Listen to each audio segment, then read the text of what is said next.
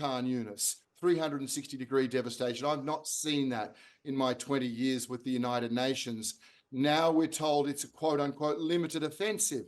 If the same scale of offensive happens in Rafah as happened in Khan Yunis, there is almost nothing left. If you click on the Times article about the conflict in Gaza this morning, you'll see video of happy Palestinians celebrating what they thought was a ceasefire.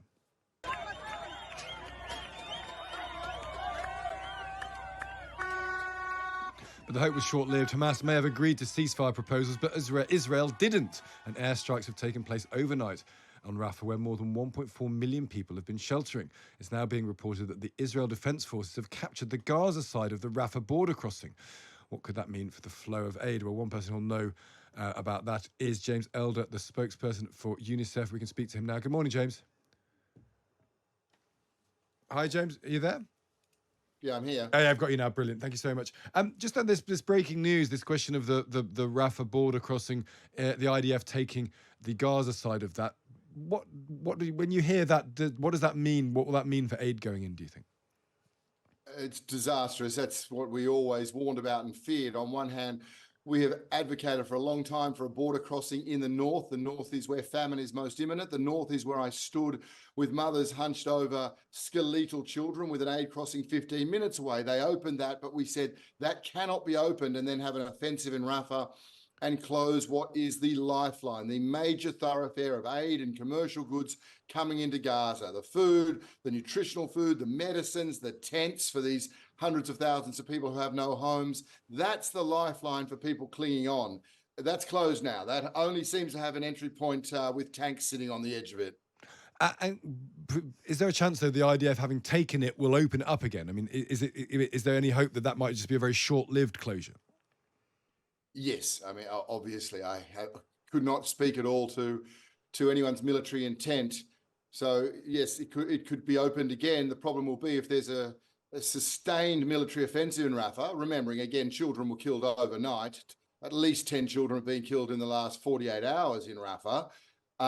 If there is a ground offensive there, then that's an impossible place for humanitarians to work, in a place where large numbers of humanitarians have already been killed. So if there's a ground offensive, they can open the border. It won't be able to be used by humanitarians, and therefore food, water, medicine won't reach those people who are in a level of need that is barely recognizable, even for aid workers. What are the prospects of people getting out of Rafah? Because it seems the IDF are talking about a set of different military objectives, not going all the way in immediately, and they are starting a process of evacuation. How possible is reasonable evacuation of people from Rafah? Where can they go? How plausible is their route out? Yeah, it's a great question. It's a very important question too, because we hear this idea of humanitarian zones, but these are unilaterally declared humanitarian zones by Israel as the occupying force, not by humanitarians, not by the other warring party in this, and that just does not work for so many reasons.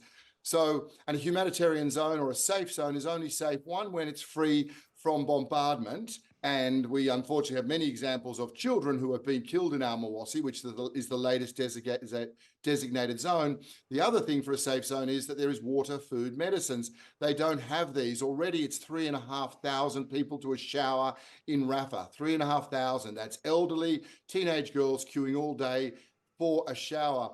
Al-Mawasi is sand. There is even less there. At Khan Yunis, where many people, that was their home, middle-class people, 3-bedroom apartment, that's rubble. Okay, we have to understand rubble as far as the eye can see. So there is nowhere safe in terms of where disease won't spread. A lot of people seek going to the middle area called Deri Bala. There are literally rivers of sewage running through that because the sanitation system has literally been blown up.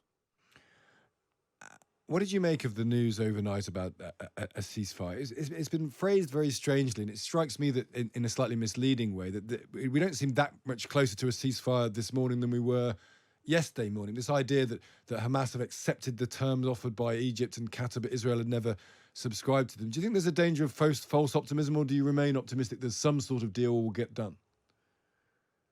Yeah, false optimism. I was in Gaza when the UN Security Council voted for a ceasefire, and I saw that elation from people.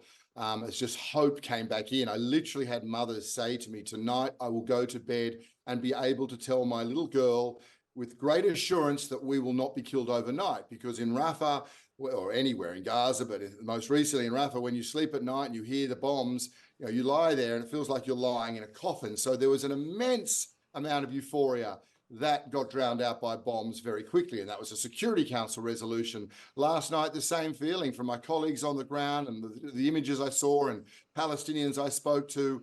But again, it was very unclear where we are on that. And so today, obviously, we've been very clear. There are tanks on the ground in Rafah. There's been more children killed overnight. That remains the hard reality for Palestinians right now. What do you expect would happen if Israel succeeds militarily in Rafah? Do you have an idea of what that would look like and what that means then? Because Rafah is the last remaining bastion, what Israel says is Hamas controlled. This is the last part of the military incursion by Israel. Do you have a sense of what follows? Does anyone have a sense of what follows, even if an incursion into Rafah is militarily successful? No, it's a great question. I simply don't, because the great challenge there is militarily, I don't know what it looks like. In a humanitarian sense, I do, because the level of devastation that happened in Gaza City in the north, and we were promised, remember, very clear language that the same level of ferocious devastation would not happen in the south. And then we saw Khan Yunis, 360-degree devastation. I've not seen that in my 20 years with the United Nations. Now we're told it's a quote-unquote limited offensive. If the same scale of offensive happens in Rafah as happened in Khan Yunis, there is almost nothing left. So people have nowhere to go back to. Certainly when you look at healthcare, which every one of your listeners will know is a critical part of life, 10 out of 36 hospitals are partly functioning. The largest remaining hospital in Gaza, the European hospital, so named because of the generous donation of Europeans, is right on the cusp there of where the current evacuation order's from. So a devastated health system, not a single functioning university, no children in school for a year, a mental health crisis that child psychologists tell me is unprecedented. If Rafah is at a scale of Khan Yunis, then yeah, we have a level of darkness of recent history that we haven't seen for quite a few years. James Elder, thank you for taking the time to talk to us today.